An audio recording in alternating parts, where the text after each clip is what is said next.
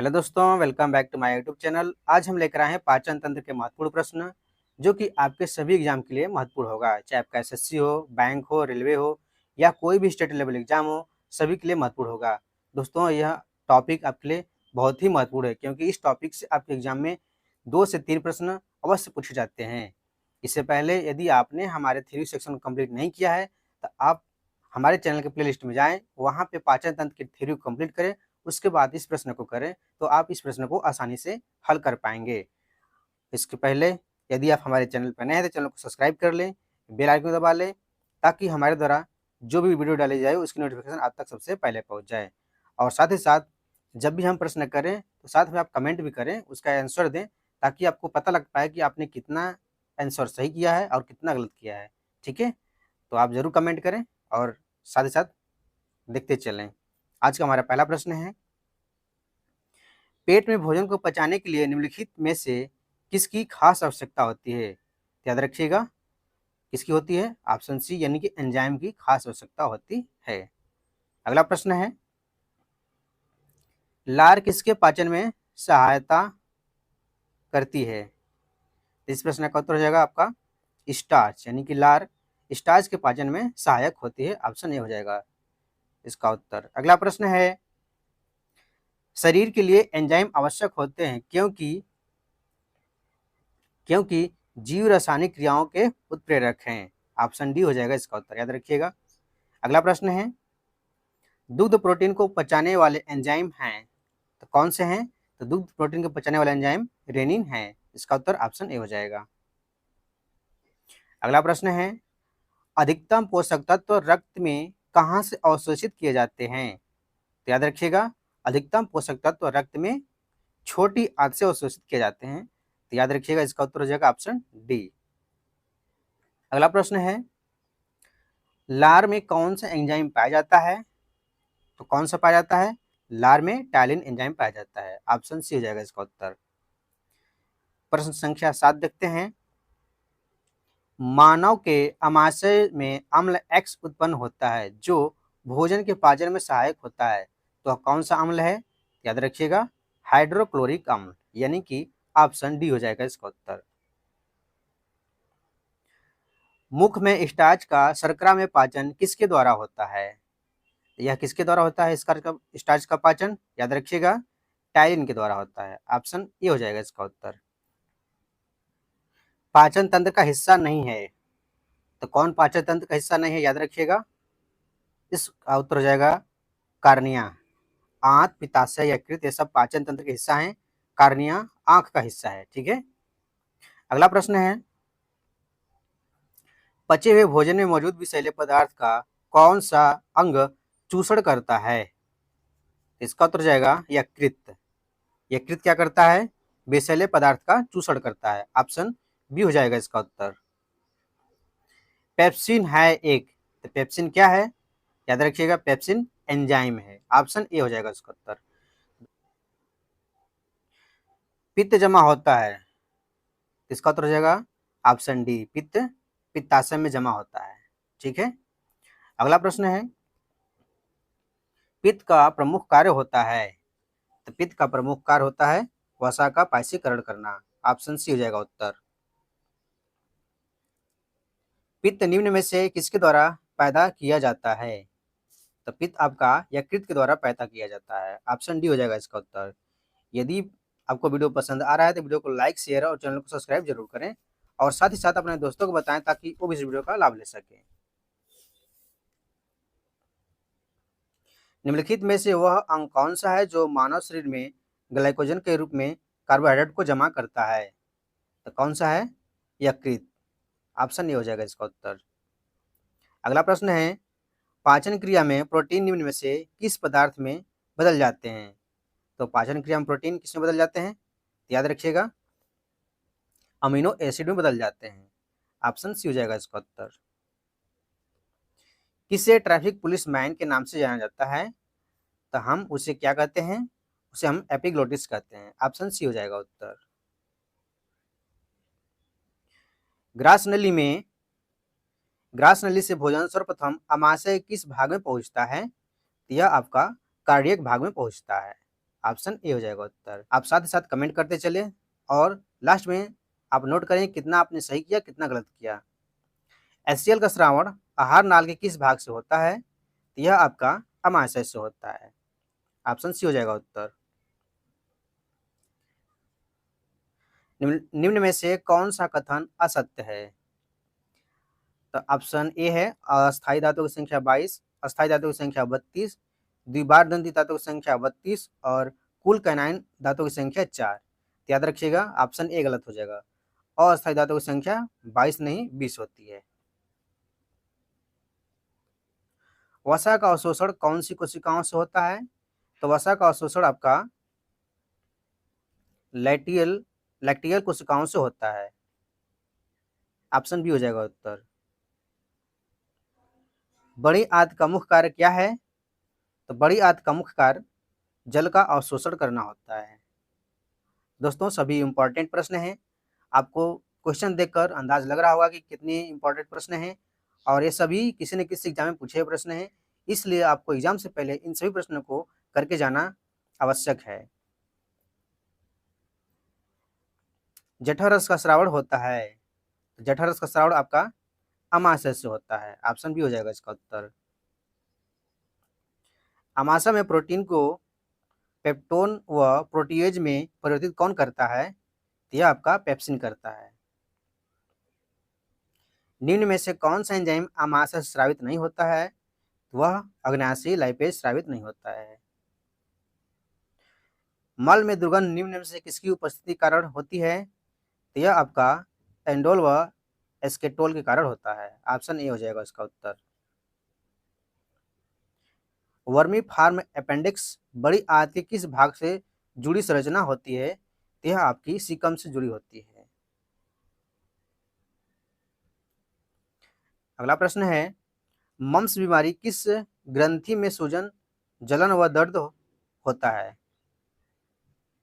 यह हो जाएगा आपका पैरोटिड ग्रंथि में। ऑप्शन बी हो जाएगा उत्तर। सबसे बड़ी आंतरिक अंग कौन सा है? तो सबसे बड़ी आंतरिक अंग आपका हो जाएगा लीवर। ऑप्शन सी हो जाएगा उत्तर। सर्वाधिक पुनरुद्भवन की क्षमता पाई जाती है, यानी कि वह कौन सा होगा? तो वह आपका लीवर होगा। लीवर एक बार कट जाता है तो पुनः वह अपने आकार में आ जाता है। याद रखिएगा ऑप्शन बी हो जाएगा उत्तर इसका। विषाक्त भोजन को अविषाक्त करने का कार्य कौन करता है? तो वह आपका लीवर करता है। ऑप्शन डी हो जाएगा उत्तर। भोजन ग्रसनी किस भाग से होता हुआ आमाशय तक पहुंचता है? तो यह आपका गटल से। ठीक है, ऑप्शन बी हो जाएगा इसका उत्तर।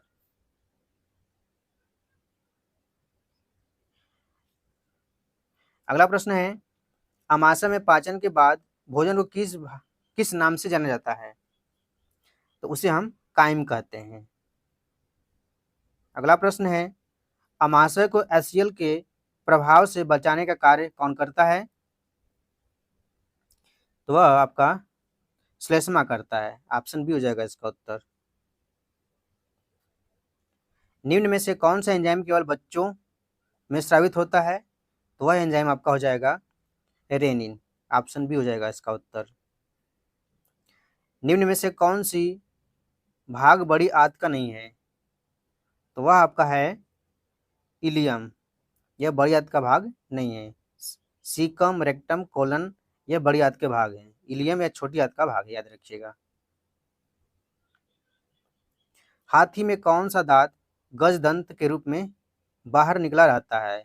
तो वह आपका हो जाएगा ऊपरी जबड़े का इंसिजर, यानी कि ऑप्शन सी हो जाएगा इसका उत्तर। मनुष्य की मुख गुहा में कितनी जोड़ी लाड़ ग्रंथि पाई जाती है? तो वह 3 जोड़ी पाई जाती है। ऑप्शन ए हो जाएगा इसका उत्तर। दोस्तों सभी महत्वपूर्ण प्रश्न हैं। यदि आपको वीडियो पसंद आ रही है तो वीडियो को लाइक, शेयर और चैनल को सब्सक्राइब जरूर करें और अपने दोस्तों तक बताएं ताकि वो भी इस वीडियो का लाभ ले सकें। अगला प्रश्न है आमाशय में वसा के पाचन की शुरुआत कौन सा एंजाइम करता है? तो वह आपका जठर लाइपेज करता है। ऑप्शन सी हो जाएगा इसका उत्तर। HCl का श्रावण अमाशय में स्थित कौन सी कोशिकाओं से होता है? तो यह आपका अजिंक्टिक या पैराइटल कोशिकाओं से होता है। ऑप्शन सी हो जाएगा इसका उत्तर। HCl का कार्य है तो क्या है? जीवाणु को नष्ट करना, टाइलिन के प्रभाव को निष्क्रिय करना, निष्क्रिय एंजाइमों को सक्रिय करना, यानी कि सभी है। इसका उत्तर ऑप्शन डी हो जाएगा। लार का पीएच मान होता है 6.8।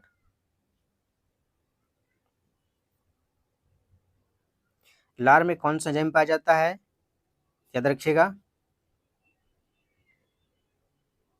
लार में टाइलिन और लाइसोजाइम दोनों पाया जाता है, यानी कि ऑप्शन सी हो जाएगा इसका उत्तर।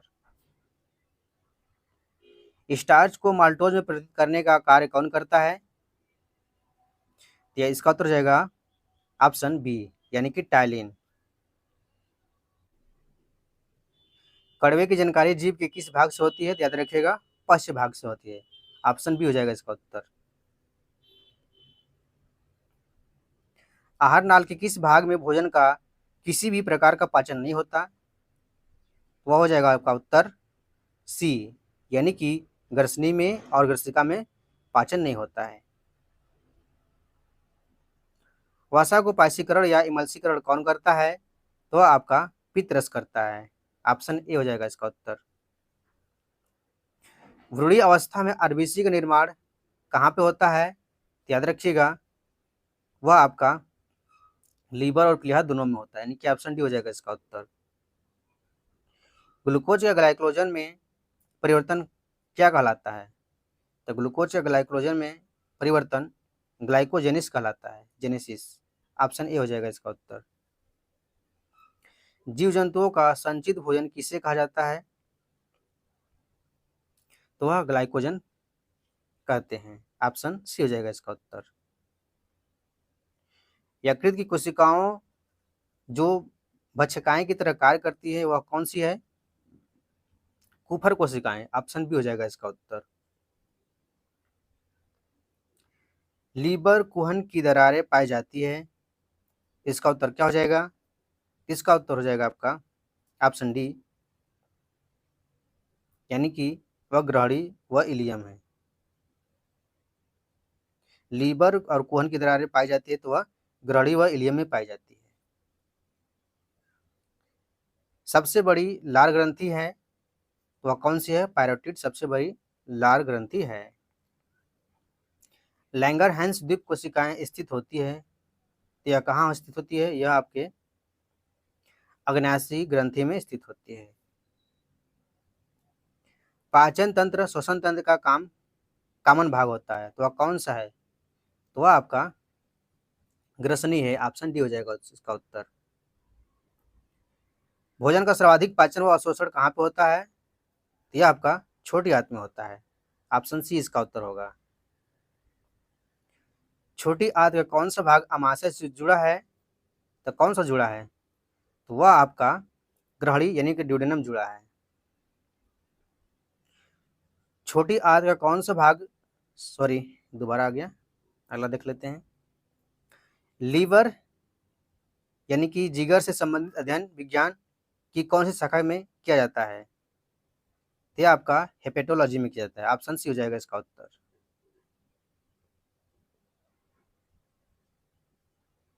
रसांकुरों का कार्य है, तो रसांकुरों का क्या कार्य है?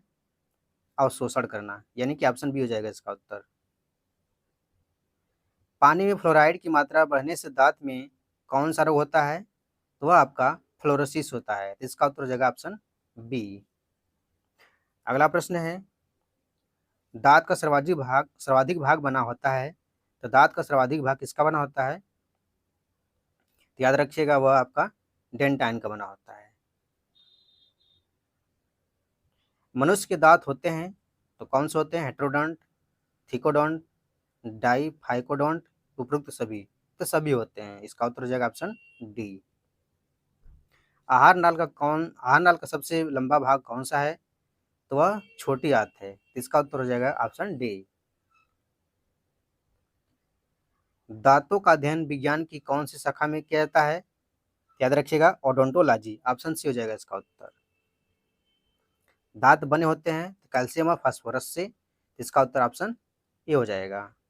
अगला प्रश्न है, किसे पूर्ण पाचक रस की संज्ञा दी गई है? तो उसे हम अग्नाशी रस कहते हैं। ऑप्शन बी हो जाएगा इसका उत्तर।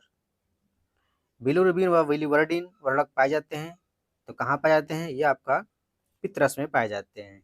ऑप्शन बी इसका उत्तर होगा। अगला प्रश्न है, इंसुलिन हार्मोन का स्रावण होता है तो वह कहाँ से होता है? इंसुलिन हार्मोन का स्रावण आपका अग्नाशय ग्रंथि से होता है।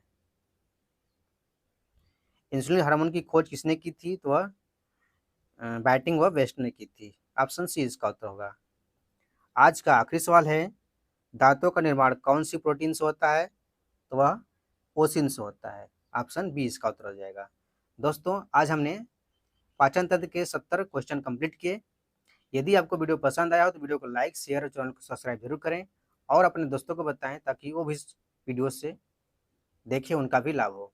तो आज के लिए धन्यवाद।